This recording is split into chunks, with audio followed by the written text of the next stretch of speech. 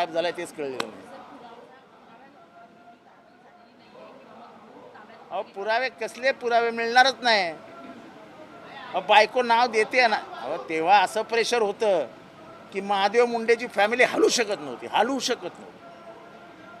आता तिची हिंमत वाढली आहे बिचारीची. एवढी तिची तडफड. मी तिच्या घरी गेलोय.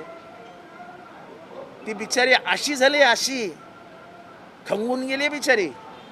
हे शाप वाईट आहेत. हे विधवा आणि असल्या लोकांचे शाप वाईट आहे. तुम्ही खुनी लपवतात, पुरावे नष्ट करतात. आम्ही ठाण्याचं प्रकरण बोंबलून सांगतो. अंजली दमन यांनी पण सांगितलं की तुमच्याकडे सगळे पुरावे आहेत, तुम्ही लपवतात. कशाला लपवता? खून माफ होणार असेल तर ह्याच्यापेक्षा दुसरं काही मोठं गोष्टच नाही.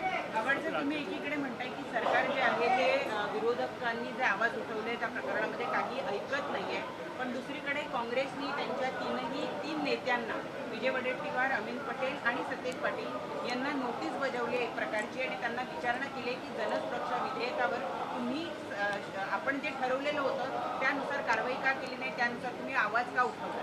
आता तो काँग्रेसचा अंतर्गत प्रश्न आहे, त्याच्यावरती मी बोलणं योग्य होणार नाही. पण विरोधक कुठेतरी कमी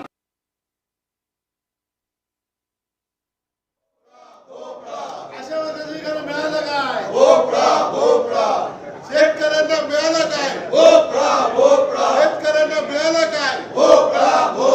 शेतकऱ्यांना मिळालं काय? एमपीएससीच्या विद्यार्थ्यांना मिळालं काय? बेरोजगार तरुणांना मिळालं काय? शिक्षकांना मिळालं काय?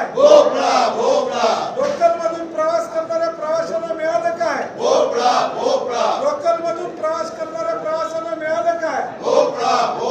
एसटी मध्ये प्रवास करणाऱ्या प्रवाशांना मिळालं काय? एसटी मध्ये प्रवास करणाऱ्या लोकांना मिळालं काय? एसटी मध्ये प्रवास करणाऱ्या लोकांना मिळालं काय? लोकल मध्ये प्रवास करणाऱ्या लोकांना मिळालं काय?